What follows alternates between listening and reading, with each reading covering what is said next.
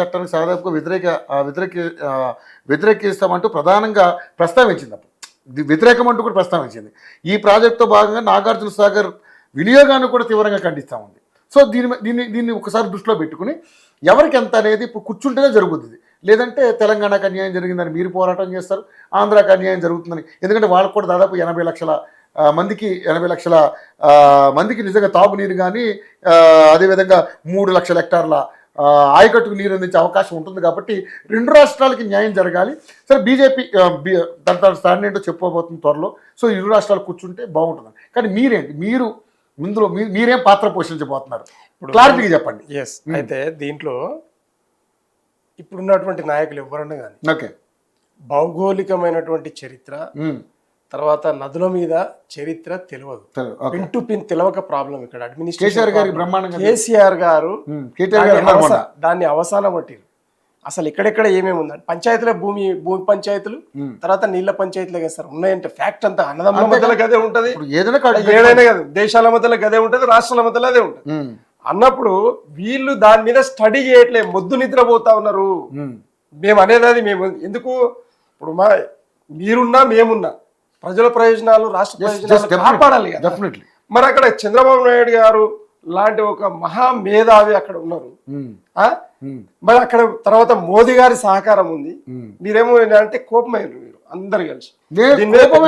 ఏముందండి ఎన్డీఏలో ఈ ప్రాజెక్ట్ సార్, ఈ ప్రాజెక్ట్ మీద ఉన్నటువంటి పెద్ద రాజకీయాన్ని మీకు చెప్తా, చెప్పండి వినండి. ఈ రోజు నాకు కదా ప్రజలకు చెప్పండి, చెప్తే ప్రజలకు ఆల్రెడీ నేను ప్రతి దాంట్లో నేను చెప్తానే ఉన్నాను. దీంట్లో ఎంత పెద్ద కుట్ర దాగి ఉందంటే వచ్చే ఎన్నికలలో ఎన్డీఏ వర్సెస్ ఇండియా అలయన్స్ మధ్యలో పోరు జరిగే క్రమంలో అక్కడనేమో దేశంలోనేమో కేంద్రంలోనేమో కాంగ్రెస్ పార్టీ అపోజిషన్ లో ఉంది, ఇక్కడ రాష్ట్రంలోనేమో మేము అపోజిషన్ లో ఉన్నాం. విచిత్రమైన పరిస్థితి. ఇక్కడ కాంగ్రెస్ ను ఇక్కడ ఏది మా బీఆర్ఎస్ పార్టీని రెండుంటి ఎట్లా ఖతం చేయాలనే గేమ్ లోనే ఇవన్నీ జరుగుతా ఉన్నాయి తెలంగాణలో. ఏది భారతీయ జనతా పార్టీకి ఉన్న గోల్ ఏంది, 2028-29లో ఆంధ్రాలో పరిపాలన నా చేతులకు రావాలా, తెలంగాణలో నా చేతులకు రావాలా. సరే ఆంధ్రాలో అంటే ఈరోజు దేవుడి దయ వల్ల ఏంటంటే అంటే ఎప్పుడైనా కూడా తెలుగు ప్రజలు చాలా మంచోళ్ళు, ఎవరికి అన్యాయం చేయరు. ఎవరైనా కూడా ఇక్కడ తెలంగాణ ప్రజలు కావచ్చు, అక్కడ మొత్తం మీద అంతా భారతదేశ రాజకీయం మీద అంతా మొత్తం తెలుగు ప్రజలది. అర్జునాలు చెప్తున్నాం, ఓన్లీలు చెప్పినట్టు వాళ్ళు వినడమే. మనోళ్ళు మేధావులు కాబట్టి ఒక మేధావి అంటే ఇంకో మేధావికి వడరాక ఇదంతా సిచ్చు వాస్తవం ఇది. కాబట్టి దీంట్లో ఈ ఎన్డీఏ ఈ తెలంగాణను ఎట్లా చేతిలో పట్టాలనే కుట్రలో భాగంగా ఇవన్నీ జరుగుతూ ఉన్నాయి. ఇందులో ఇక్కడ బీఆర్ఎస్ ను ఇక్కడ రేవంత్ రెడ్డి గారి అనే ఒక యోధుణ్ణి, మంచి యోధుణ్ణి వదిలిండ్రు. ఎట్లా మంచి యోధుడు ఎట్లయితాడు మరి, మమ్మల్ని ఇష్టం ఉన్నట్టు తిట్టనీకే అంటే తిట్లరెడ్డి, రేవంత్ రెడ్డి అంటే తిట్లరెడ్డి. ఇక ఆ విధంగా ఆయనను వాడుకొని రామారావు అంటే ఇప్పుడు వాడుకొని అంటే సార్ మెల్లగా తెలుగుదేశంలోకి వెళ్ళి కాంగ్రెస్ లకు రప్పించి కాంగ్రెస్ ను మళ్ళీ ఆయనను వర్కింగ్ ప్రెసిడెంట్ చేసి ముఖ్యమంత్రిని చేసిన ఘనత చంద్రబాబు నాయుడు గారిది. ఆయనకు మేము శబాషి ఎందుకు ఇస్తాము అని అంటే అందుకే ఇస్తాం, మంచి తెలివి. ఆయన చేసినటువంటి లాబింగ్ ఈ వాళ్ళు ఎవరు చేయకుండా అంత గొప్ప లాబియిస్ట్ మీకు బాగా తెలుస్తుంది. ఎందుకంటే ఇట్లా చంద్రశేఖరరావు గారు కూడా అక్కడి నుంచి వచ్చారు. అయితే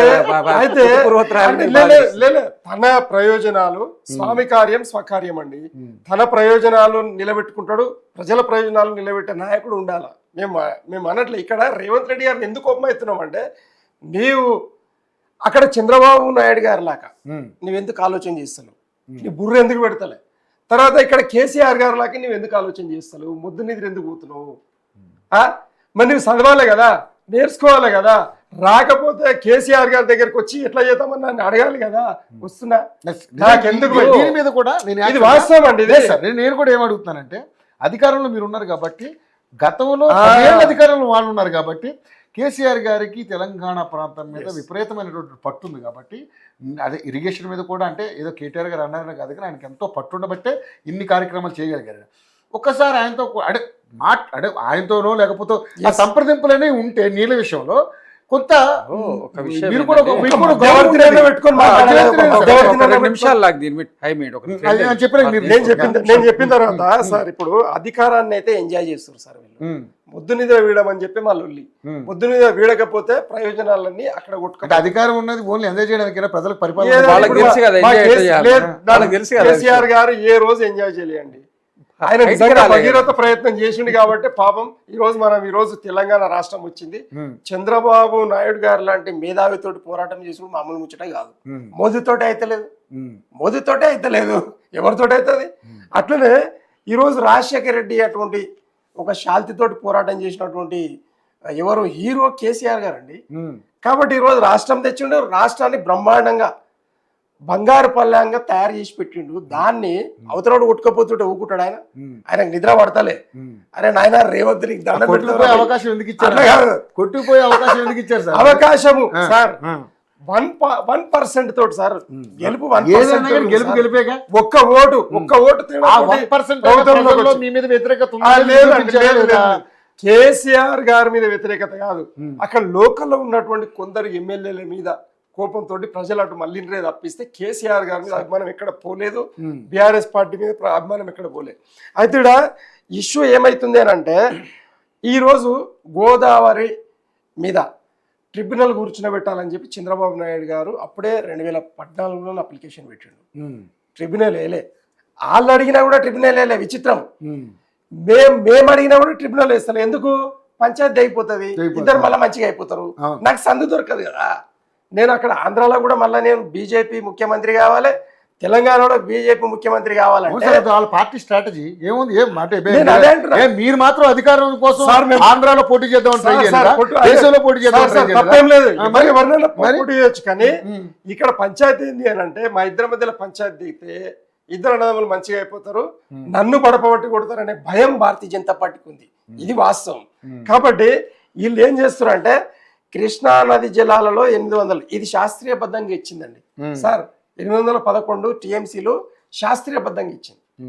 కానీ గోదావరి జలాల మీద శాస్త్రీయ పద్ధతి లేదు. 1486 టీఎంసీలు మనకు రావాలి, మన వాటా. దాంట్లో ఇది ఎట్లా మనకు 1486 అయిందంటే, ఆ 1486 కాదు సార్, 1300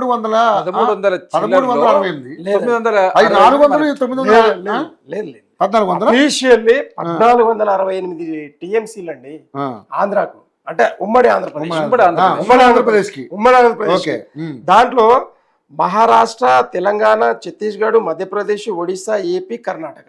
అంటే ఇప్పుడు ఏది మనది యాడ్ అయింది, ఛత్తీస్గఢ్ యాడ్ అయింది కొత్తగా, అప్పుడు మధ్యప్రదేశ్ నుండి ఉన్నది. అయితే దీంట్లో వాటాలన్నీ కూడా ఎవరికి ఎంత అనేది రాష్ట్రాలు అగ్రిమెంట్ చేసుకున్నాయి, ట్రిబ్యునల్ చేయలే. ఇప్పుడు మన ఇద్దరం కాంప్రమైజ్ అయిపోయినాం అనుకో, జడ్జి గారు ఇచ్చేస్తారు కదా. సో ఆ ట్రిబ్యునల్ ముందర కృష్ణానేమో పోరాటం చేసి పంచాయతీ ఏమో ట్రిబ్యునల్ తెంపింది, కృష్ణా ట్రిబ్యునల్. కానీ గోదావరి ట్రిబ్యునల్ తెంపలే. వీళ్ళు కాంప్రమైజ్ అయిపోయి అన్ని రాష్ట్రాలు సంతకాలు పెట్టినాయి, మా వాటకింత, మీ వాటకింత, మీ వాటకింత. అక్కడ 1468 టీఎంసీల వాట మనది, ఉమ్మడి ఆంధ్రప్రదేశ్. దాంట్లో ఇప్పుడు చంద్రబాబు నాయుడు గారు ఏం ఆలోచన చేస్తుందంటే, నేను బనకచెర్ల కడితే గాని 1468 బై ఎంత అవుతుందండి, 743 టీఎంసీలు నాకు రావాలి, సగం రావాలి. లెక్క చూపెడతాడు ఇప్పుడు. ఆ లెక్క ఎందుకంటే అందుకే 4 డిపిఆర్ ఏం పెట్టిండు, 400 టీఎంసీలకు కావాల్సినటువంటి యూటిలైజేషన్.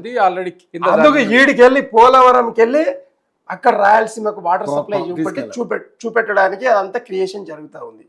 మరి మనలకు సోయి ఉండి, అరే నాయన మన వాటా ఎంత దీంట్లో ఒరిజినల్ గా అని అంటే, ఆనాడు జీవోల ప్రకారంగా మొత్తం తెలంగాణ ప్రాంతానికి అదే ఆంధ్ర పాలకులు 968 టీఎంసీలు ఇచ్చిరండి. మరి ఆ వాటను మనం తీసుకోవాలి కదా, ఆ దమ్ము మన రాష్ట్రంలో ఉండాలి కదా. రాష్ట్ర విభజన అయిన అనంతరం ఇది ఏది కాదు 968 లేదు సార్, రాష్ట్ర విభజన కాదు. జీవోలు ఏదైతే ఆనాడు ఉన్నటువంటి రాజశేఖర రెడ్డి గారు, ఆనాడున్న చంద్రబాబు నాయుడు గారు కాదు. ఇప్పుడు రాష్ట్ర విభజన తర్వాత మనకి ఎన్ని టీఎంసీలు ఉన్నాయి? 920.